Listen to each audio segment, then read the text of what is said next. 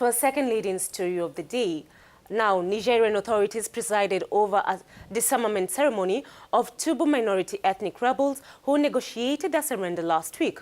The ceremony was held in Dirkou in the north of the country, involving more than 100 fighters from the Movement for Justice and Rehabilitation of Niger. The former combatants were once a security threat in Niger's Tenere before withdrawing to neighboring Libya, but today that Libya has become a greater threat to everyone, they have negotiated a quiet return home. I should add, Elaine, that the Nigerian newspaper Info reported that it is a fraction of the MJRN that decided to lay down their arms, and Adam Cheke-Koudigan, the leader of the movement, is not among the fighters who surrendered. A three-day forum bringing together all the communities living in the area is scheduled to seal reconciliation and discuss security and development issues, according to an official from the city of Agadez. The MJRN first appeared in 2016. Adam Cheke-Koudigan threatened in a statement to attack the Niger to claim the most fundamental rights of the Toubous to drink, eat, educate, and heal themselves. We're now joined online with our correspondent, Burema Balima, who is speaking to us from Niamey, Niger's capital. Hello and welcome to the program. We understand that Mahamat Tiniami, the former rebel leader of the Movement for Justice and Rehabilitation of Niger, negotiated with his men a surrender with the Nigerian government. Who is Mahamat? Mahamat Tiniami appears for the first time as an actor in the various armed movements, claiming to be from the Toubou tribe, a minority ethnic group that occupies the north of Niger. He is probably the commander of the armed wing of the Mouvement pour la Justice et la Rehabilitation du Niger. In 2017, a few months after the first exit of his movement, he threatened to attack Niger's oil installations in the Difa region, where the Toubous are in the majority. In September 2016, when they made their first statement, many observers did not give enough credit to this movement. First of all, because it is the first Toubou movement to emerge since the 1990s. Secondly, because the movement was born at a time when Niger and its partners are engaged in the fight against Nigeria's armed group Boko Haram. Thirdly, and not the least, this area is the largest oil reserve exploited by the Chinese.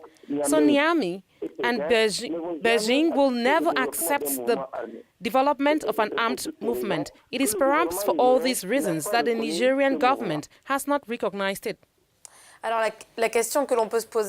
this unconditional surrender of this group of more than 100 fighters not a fight ahead of the victorious advancement of General Haftar's troops in southern Libya, which served as their rear base?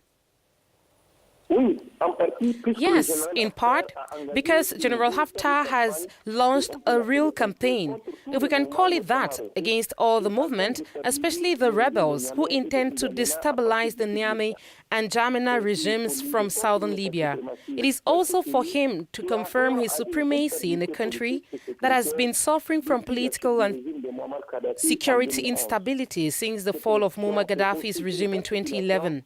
This surrender is also a capitulation to the efforts of the Sahelian countries and their partners, French and American, in the fight against terrorism. As a reminder, Bakani's French forces destroyed a column of Chadian rebels in Tibesti last week. So by surrendering with weapons and luggage, Tiniami and his fighters want to protect themselves against General Haftar's offensives on the one hand, and on the other hand, to adorn themselves with regular force attacks from Niger, Chad, and their partners. Both countries have significant economic interests in the area.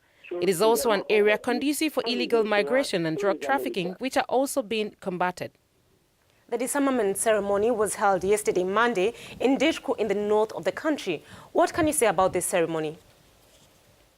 Selon According to an elected official from the city of Dirkou, from whom we contacted, the ceremony took place under the chairmanship of the Minister of Justice in the presence of the administrative and customary authorities of Agadez, the region to which the Dirkou military garrison belongs. And according to several media reports, more than 100 ex-combatants and their officials arrived in the garrison town of Dirkou on Sunday, the largest military base in Jado. Their war equipment, consisting of several dozens of 4x4 vehicles, 12.7 and 14.5 mm machine guns, short-range missiles, mines, anti-tank guns, not to mention 82 mm mortars, was handed over to the government officials. With this surrender, it is therefore a dead movement born because since last September's declaration of no military action has been carried out by the MJRN, unlike their leaders in the 90s. Even if for some it is only a branch since the real leader, that is Adam Cheke, did not appear. He had presented himself as a successor of Baraka Ouagadougou, another Toubou rebel leader. Ouagadougou, who led the revolutionary armed forces of the Sahara in the 90s.